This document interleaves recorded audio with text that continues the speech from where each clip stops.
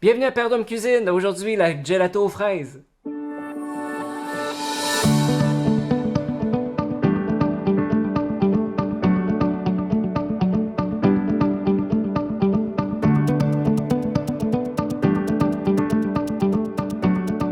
Ça fait vraiment plaisir de vous retrouver après cette longue épreuve de la COVID. Voilà, me voici de retour pour de nouvelles recettes. Aujourd'hui, une gelato italienne. Alors, tous ceux qui sont allés en Italie savent très bien qu'il y a des gelateria, donc des genres de marchands de crème glacée, mais dont le goût est incroyable. C'est incroyable, c'est... Quand on mange une gelato à la mangue, par exemple, on a vraiment l'impression de manger la mangue, ou que ce soit aux noix de coco ou au café, c'est impressionnant. Donc, c'est la gelato artisanale qu'on appelle. Et puis, moi, aujourd'hui, j'ai eu le goût de vous partager, après bien des tests, bien des essais, je suis encore un débutant en la matière, mais j'ai le goût de vous présenter ma recette de gelato aux fraises. Alors pour la préparation de la gelato, vous aurez besoin de 2 tasses de fraises fraîches, une demi-tasse de sucre non raffiné, une cuillère à thé de jus de citron, 2 cuillères à soupe de sirop de maïs et 1/4 de tasse d'eau. Vous aurez évidemment besoin aussi d'une sorbetière et d'un mélangeur et d'une cuillère de bois. Il s'agit de mettre les fraises et l'eau dans le mélangeur dans un premier temps.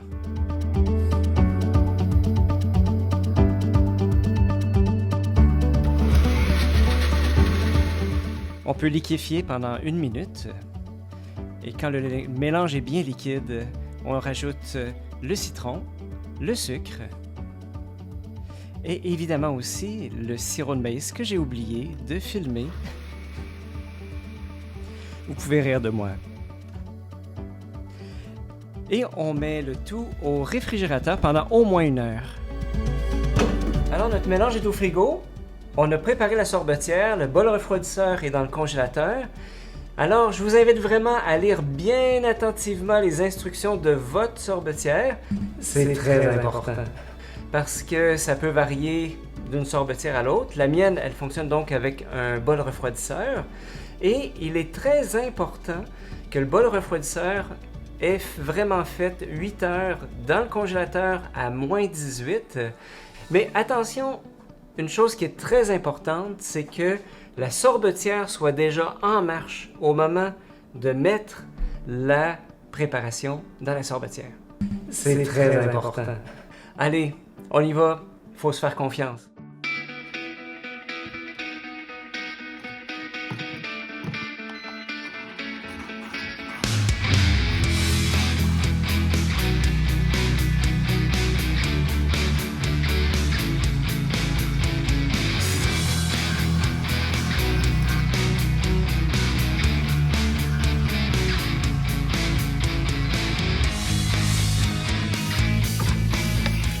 Quand le mélange est prêt, on le met 1 heure au congélateur.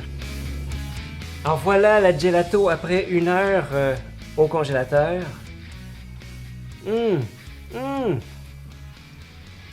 Écoutez, je pense que c'est indescriptible, il faut que vous y goûtiez.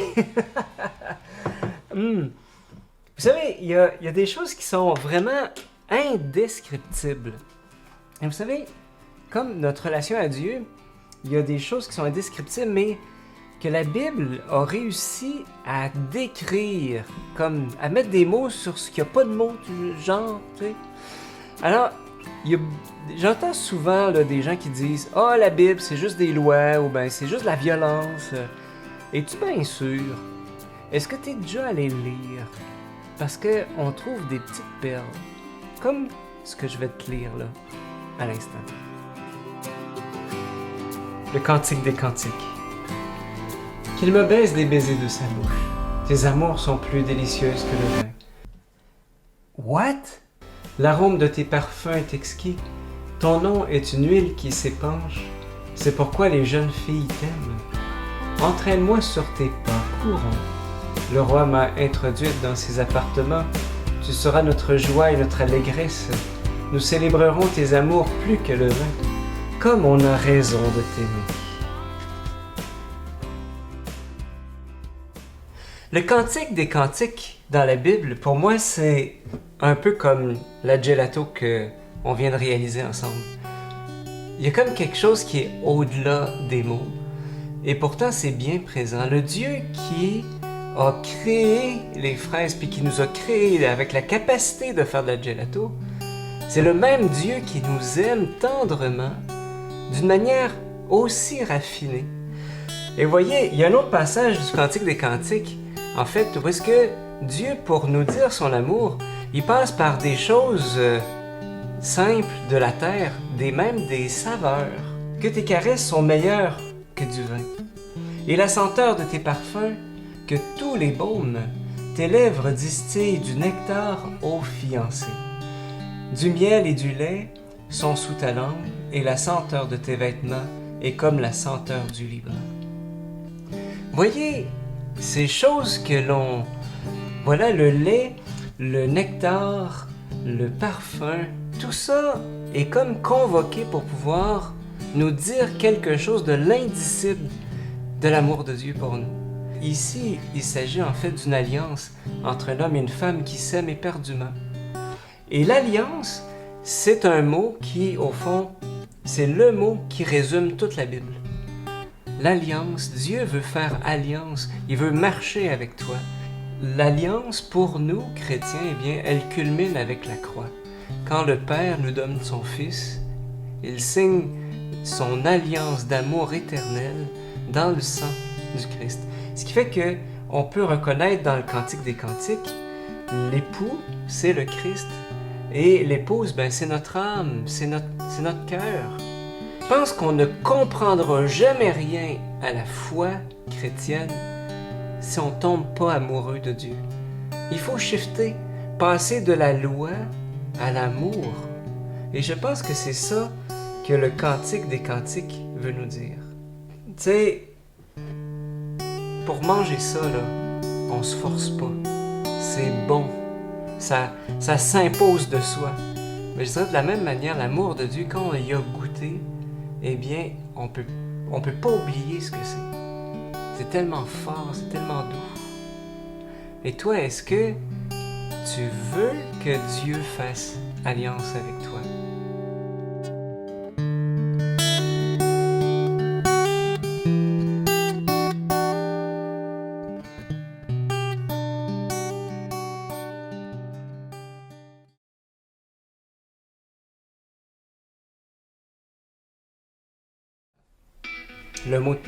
Le mot de la fin. Puis, voilà, je souhaite une belle journée, une bonne été. Merci de nous suivre. Merci. Je dis n'importe quoi. Alors, c'était Pardon Cuisine. Merci de m'avoir suivi. On se dit à la prochaine.